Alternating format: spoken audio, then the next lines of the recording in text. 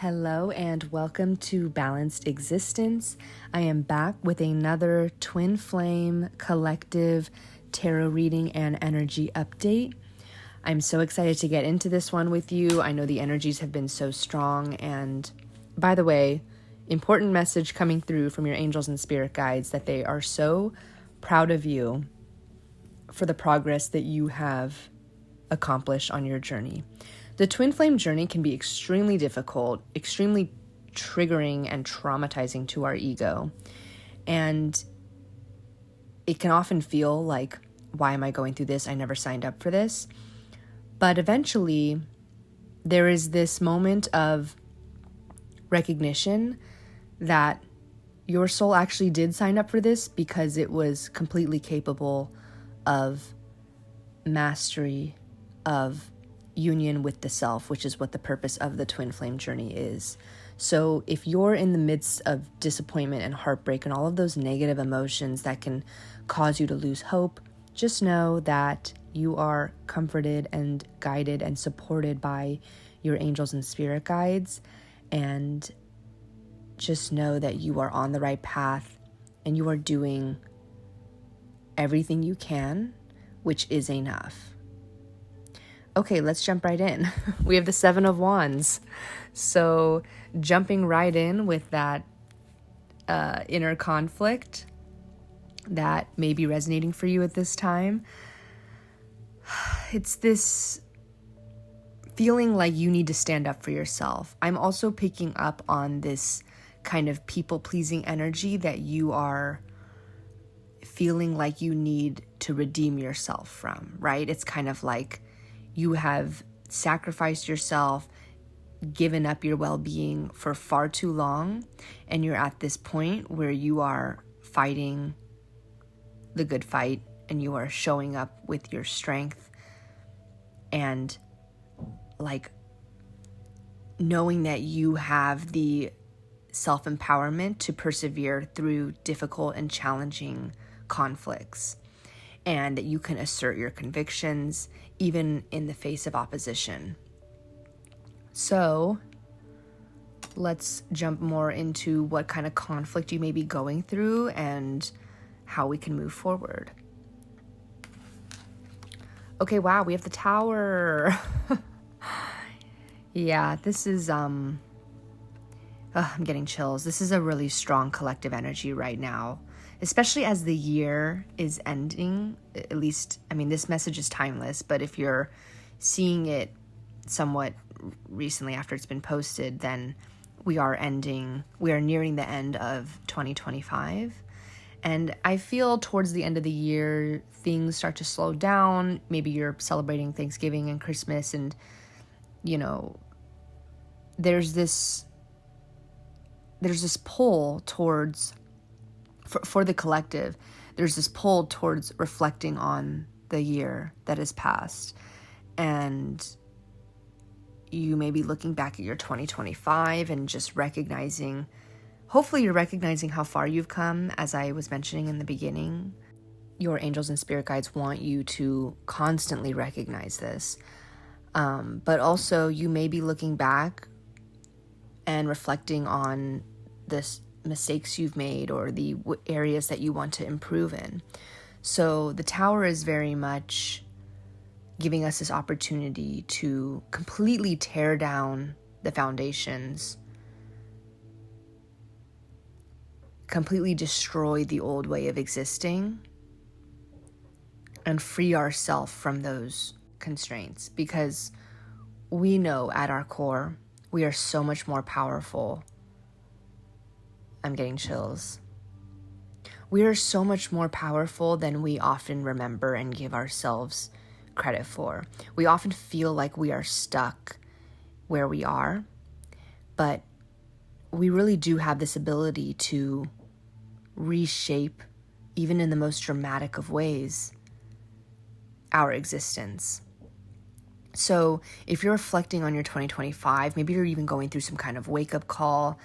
If you're new to kind of like the twin flame collective or twin flame journey, and like maybe you've just been introduced to the term, it's really just about union with yourself, your inner divine masculine, your inner divine feminine. It's not really about this other person. So really all you need to know is that which your intuition is pointing you towards. It's an internal journey. So if you're reflecting on 2025, and how your spirituality and your self-awareness and self-growth has progressed throughout the year, and you may be recognizing ways in which you are having to realize a difficult truth, allow that to come to the surface, awaken and liberate yourself to this truth. So we're also getting the King of Swords. So I'm feeling like this kind of cold and logical energy. This may be describing this could be describing your twin flame, your masculine, but this could also be describing your kind of inner divine masculine, which I'm picking up on this kind of wounded inner divine masculine that, again, this could be your past self. If this doesn't resonate, this could be kind of like your past. But if you're feeling like this in the current moment, that's okay too. But I'm picking up on this kind of wounded inner divine masculine energy that is approaching everything with logic out of fear and out of this kind of closed heart state, and kind of this approaching things with this cold and withdrawn energy. It could also be kind of somebody who brings constructive criticism, but maybe in like a harsh or ruthless way, like completely prioritizing intellect and not having any kind of emotional understanding or awareness. I don't think that this is you like as a whole, but this could be an energy that you've tapped into as a result of pain and trauma and loss and rejection that you have endured, especially if you've gone through a separation. I don't know why I'm picking up on a lot of like 2025 reflections, but like whether your separation happened this year or before, take the message if it resonates. But I'm picking up that for a big part of the collective, 2025 was an extremely difficult year where you endured a separation with your twin flame. And so you've kind of come out the other side feeling like your emotions and your ability to love is not a safe place to exist in. And this is not you as a whole. Like at your core, you are a very intuitive and emotionally radiant being. Your soul is very loving and open. It's just that in this denser physical 3D realm, because of the pain you've endured, it's kind of built up in your body. And so your mind has kind of taken control, like taken the wheel, right? Like taken control of the wheel is, I guess, the phrase, but only as a result of feeling like you're in survival mode. So this is not by any means like a description of you at your core, and it's not by any means a permanent state. This is a very temporary state you may be feeling in as you are coming out of this tower moment. So what else can we channel here? Okay, we have the Six of Wands and the World. Interesting. So on the other side of this tower moment, we have a celebration, a recognition. This could very much be, what I'm picking up from the combination of the Six of Wands and the World? I'm picking up that the Six of Wands is representing this like career success and recognition, potentially completely separate from your relationships and emotional kind of existence. I mean, you may very well have an emotional bond or fondness of your career, but ultimately I'm getting that the Six of Wands is a very much like everything's good, I'm getting recognition. It has nothing to do with the pain we may feel from our relationships. And then with the World being this, it's the final card in the major arcana, so it's representing the end of a major life cycle. And I'm really getting that like you're concluding this chapter of your life where this Six of Wands success and recognition, like, which for most will be their career, it's kind of like you've already reached wholeness and fulfillment in that area. And so now you can kind of conclude that area. Like, the success in the Six of Wands just may not resonate or be in alignment with your highest desires anymore. Like, it's kind of like, okay, I've accomplished this, like, what's next? And so there's kind of like this conclusion of whatever the Six of Wands is representing. For some of you, it could be a particular project that you just don't, or a career field that you just don't want to prioritize or partake in anymore. But it's definitely this feeling of it kind of coming to this full circle conclusion where you had to overcome a lot of challenges. You may have dedicated a significant portion of your life to prioritizing this area of your life, like your career. And now you've got the recognition, you kind of achieved the success that you'd always dreamt of. And now you can conclude this chapter and focus on what's next to come. And this doesn't mean like you're quitting your job or you're, anything like that necessarily. It could just be the end of one project and the beginning of a new one. But I would really take the time to reflect on how this may be resonating for you, because this is a collective reading, so it's very general. So ultimately, like, your intuition is going to guide you to the message that's meant for you here. So maybe your career is totally fine and you're going to stay in your career, but there could be some aspect of your career that is kind of coming to some conclusive outcome. So I want to channel more about this, because how is this Six of Wands and world experience with career or whatever project it was, how is this going to help the collective on their twin flame journey? Okay, so we're getting Four of Swords, Ace of Swords. Okay, I'm feeling like there's this conclusion is, we got the Four of Swords in the last tarot reading too. The world is kind of marking this conclusion, which is followed by the Four of Swords, which is all about rest and rejuvenation. So I'm definitely picking up on, if I zoom out here, you're basically going through this tower moment. You're going through this conclusion of a project's completion and success, and then you're being called to rest. And then with the Ace of Swords, you're starting a new journey again. It's kind of like the cycle begins again. So I want to get more clarity about if there's anything more about the Tower that we need to know, and also just going forward when it comes to this inner work that we're doing, that the Tower is symbolizing, like what is the guidance that the collective needs to know? Okay, we're getting the Four of Wands again, so more celebration, and we're getting the Two of Cups. Interesting. And then we've got the Hierophant. This is a very interesting pull. So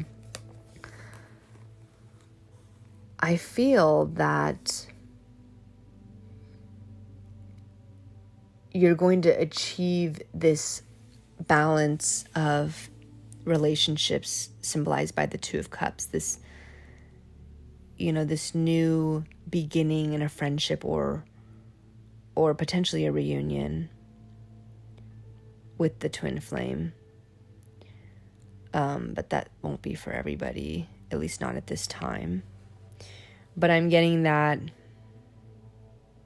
okay, this is what's coming through. So with the Ace of Swords, we're starting this new cycle, right? And the swords being the air sign, it's all about kind of ideas and the mental, right? So this is all about kind of it could be a specific new idea or a specific breakthrough, but it could also just represent general mental clarity and like determining the truth going forward. Like any kind of confusion or clouded judgment that we had before, is clarified. And so we have this fresh start. We have clear thinking. We have decisive action. That's what the Ace of Swords is gifting us here. And what I'm getting is this kind of rewiring of our mental thought patterns and habits that's going to lead us to the Four of Wands energy, which is just feeling this sense of abundance and celebration. And, when we talked about the Six of Wands, we talked about a very specific recognition for like a specific project. But what I'm getting with the Four of Wands in this context is this overall aura of celebration and success. And not just because something external happened, but because in a sustainable way, you're constantly being able to tap into that throughout your journey, that security, stability, because that's what the number 4 in numerology represents, the sense of order. And then with the Four of Wands, just feeling like there's a reason to celebrate. There's always a reason to celebrate for our hard work because we're constantly putting in hard work. So it's kind of this sustainable and maintainable energy that the Four of Wands is able to accompany us going forward. This is what's intuitively coming through to me in this particular spread because it's paired with the Ace of Swords. So I'm really getting that this is like about an update to our mental thought patterns, like recognizing that there's always something to celebrate and recognizing the constant security and stability in our life. It's so easy for us to crave more and to fall into these egoic traps of feeling like what we have is not enough. But when we have that Four of Wands energy with us at all times, accompanying us going forward on our journey, then at any time we can tap into that energy. And it doesn't matter about external accomplishments. It's not like the Six of Wands, again, in the context of the spread, how we channeled that it was about a specific success or a specific recognition for a specific project. With the Four of Wands, I'm just really picking up on this is an embodiment of your new perspective, your new way of thinking going forward. And then with the Two of Cups, we have this balanced friendship, or it could very well be your twin flame or reunion. But that's very specific, and that's not really the point here. The point is that like when we carry with us this Four of Wands energy of success and stability and celebration, we magnetize ourselves to those higher frequencies and those positive energies and those manifestations that are in alignment with what we've been dreaming of.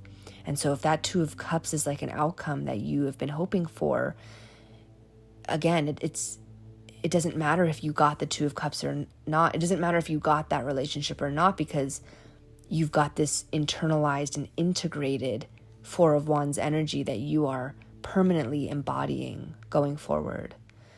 So it's kind of like you're going to have the Four of Wands energy regardless of the external circumstances. In fact, you're going to have the Four of Wands energy first. Like you're going to integrate that into your thought pattern, symbolized by the Ace of Swords. That's going to be the first thing that you achieve. And that's why the twin flame journey is about the inner work and the inward journey. It's not about the Two of Cups. It's about the Ace of Swords and the Four of Wands in this context, right? It's about how you change your internal world and your perception of the world. Because the things that you're craving, these egoic things that you're craving, those are just a mirror for something inside of you that needs to be tended to, right?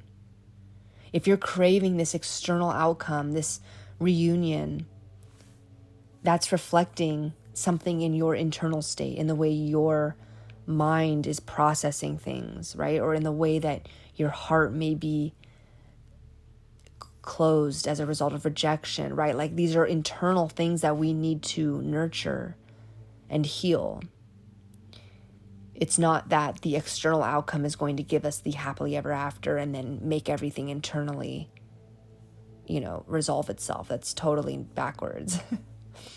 That's why a lot of times when people do get what they had wanted, they unintentionally or subconsciously sabotage because they were not internally prepared for it. So I think that this is kind of like when people win the lottery and then they spend it all because they didn't know like how to exist and sustain that abundance because they hadn't prepared their internal world for it. So this is really what's coming through here with like the tower and this sense of tearing down the old foundations, the old thought patterns, the old subconscious limiting beliefs, and coming through with this new Ace of Swords opportunity to change the way we think.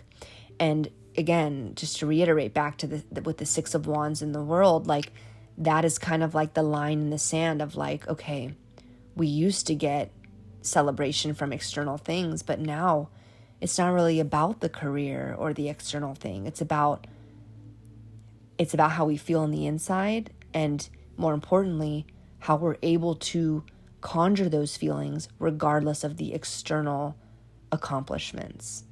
And so the world is signifying this end of that old way of existing where we were relying on external outcomes or external rewards, right? Like I'm also hearing like dopamine addiction that's like randomly coming through.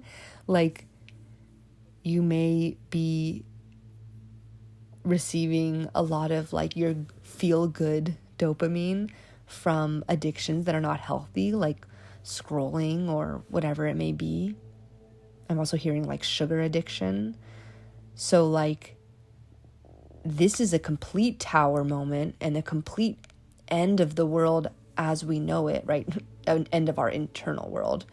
The end of existing in the old perspective where we heavily relied on external things or feel-good things to manipulate or sway our emotions in a positive way, instead of just being able to conjure those positive emotions using our own internal magic, right? Not external things. And of course, we are living in a human experience. Of course, there's going to be things, good food, massages, right? Like nice smelling flowers. There's going to be things of the physical world that make us happier, bring us joy.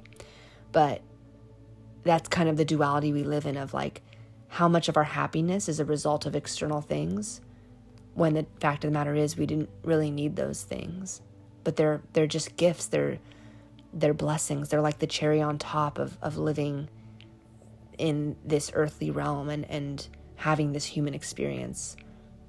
But ultimately, like we are in full control of our internal state, which many people will never really fully grasp in this lifetime, but the planet is slowly waking up to that truth.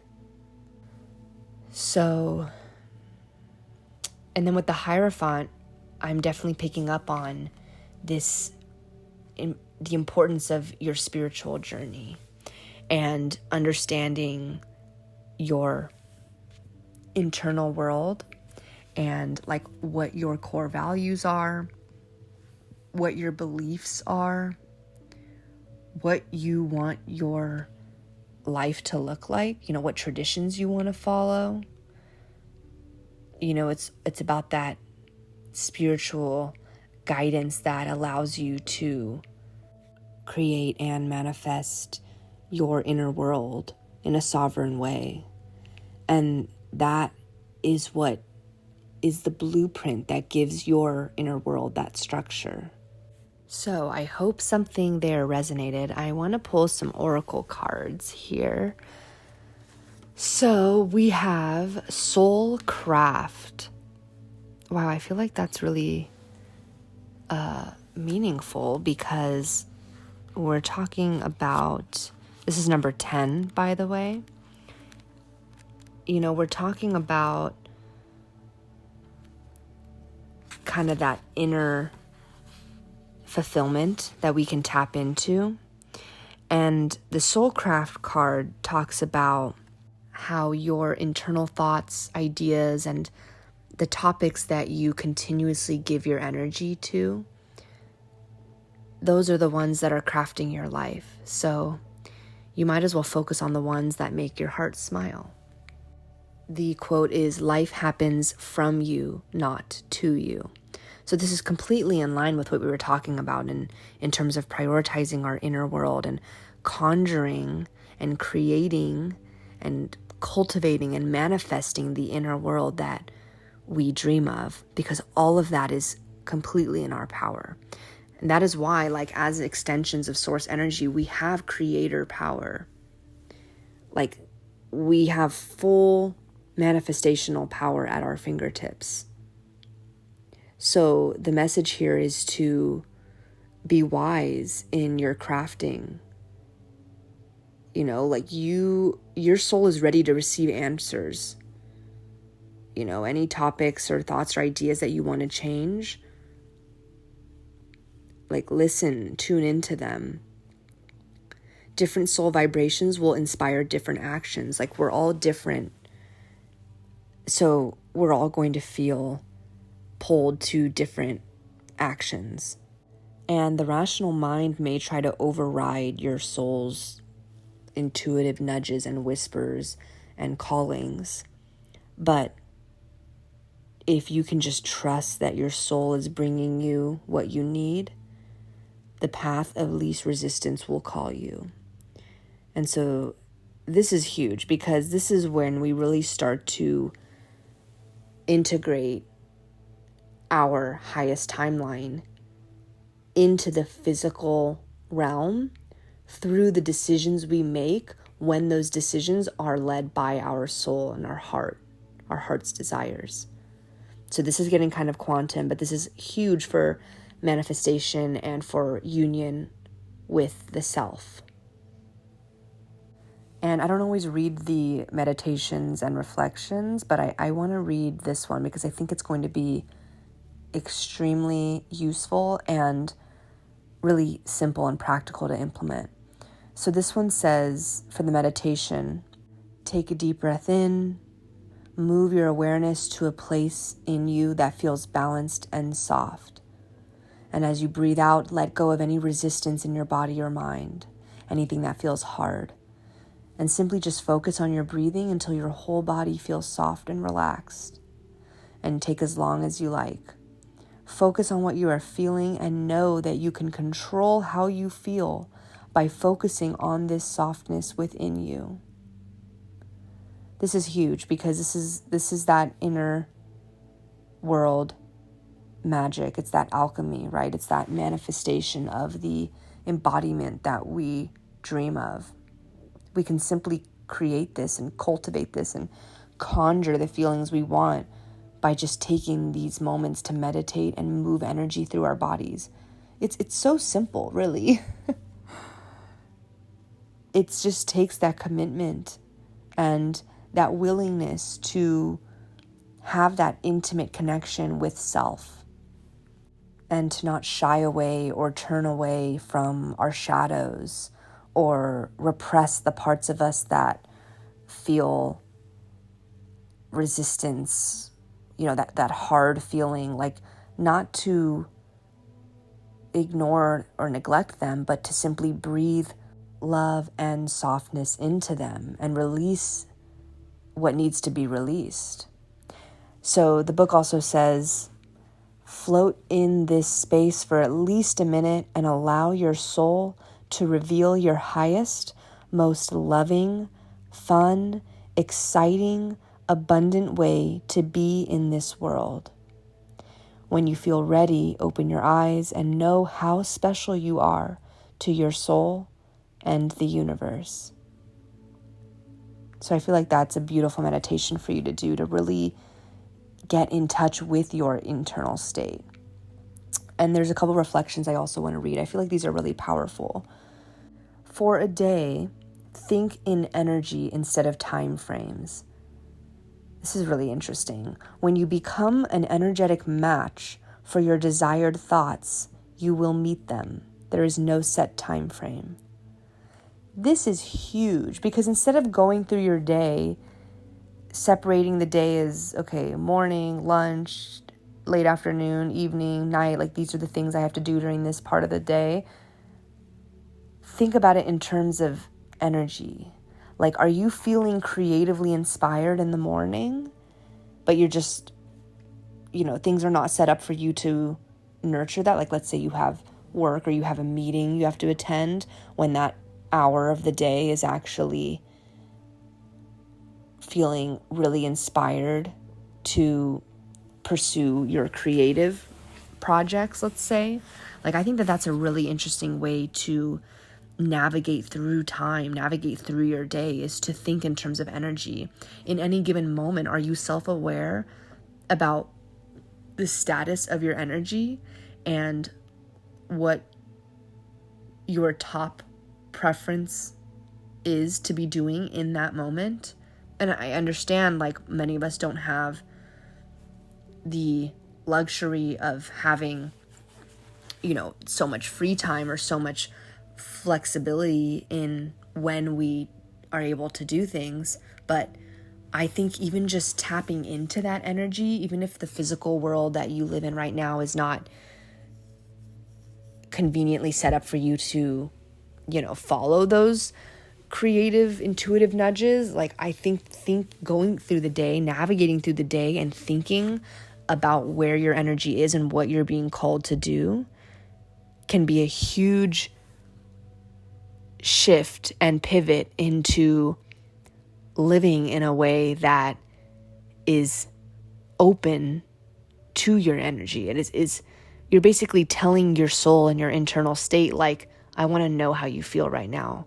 I'm open to hearing it, and I will take it, I will process it, and I will attempt to set up my world to best accommodate your desires.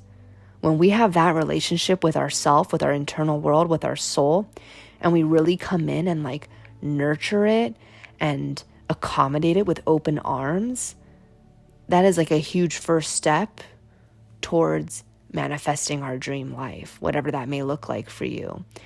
And I don't mean dream life in like a material sense necessarily.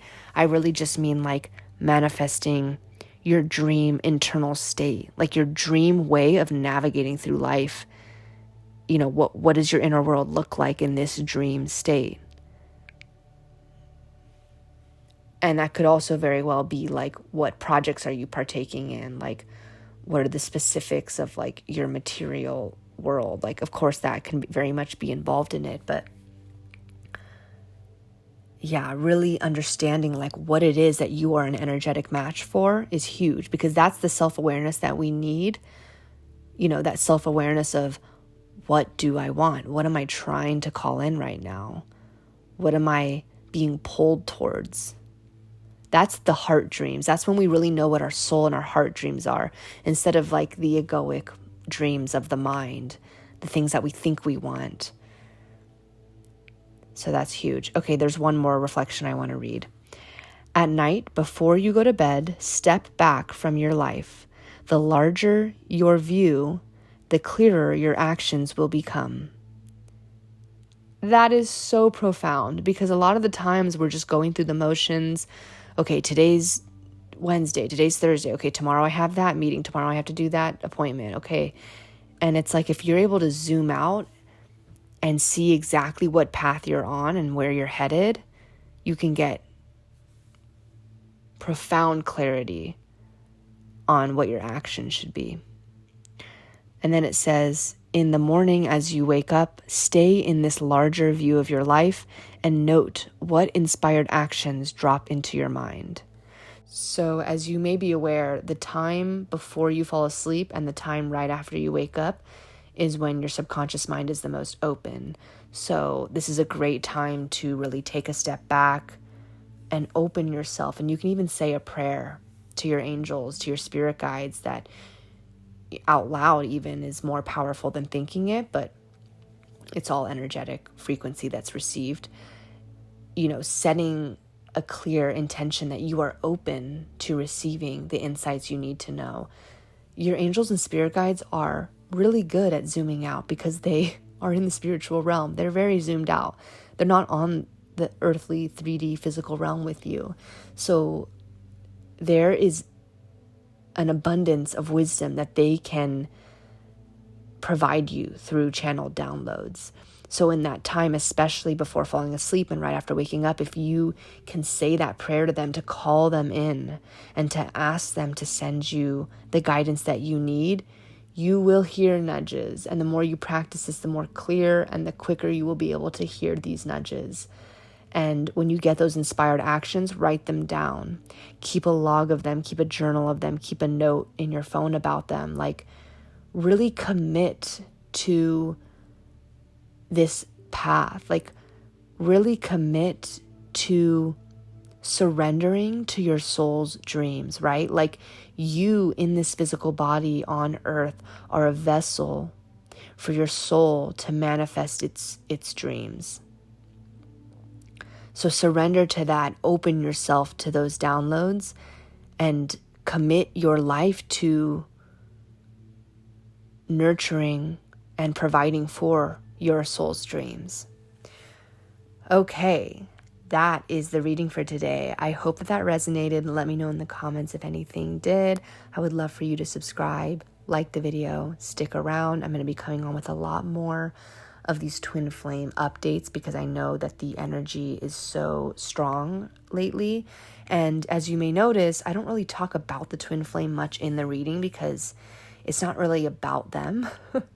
I can totally do that if there's a request for it, or if there's a desire from the collective.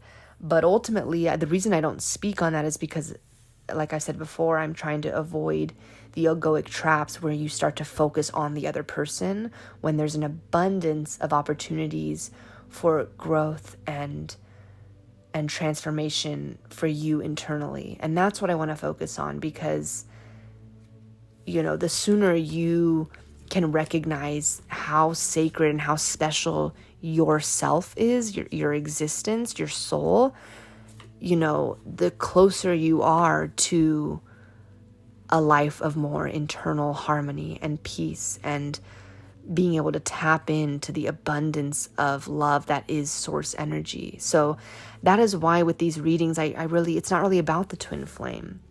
It's a twin flame update because that's the collective I'm speaking to, because this is the journey that the twin flames are on. Like, when you're on the twin flame journey, you're meant to be seeking union of self.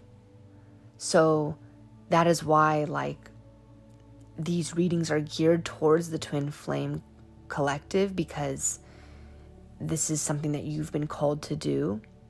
And like I've said many times, like, it's not about the twin flame. It's not about that person. It's about you.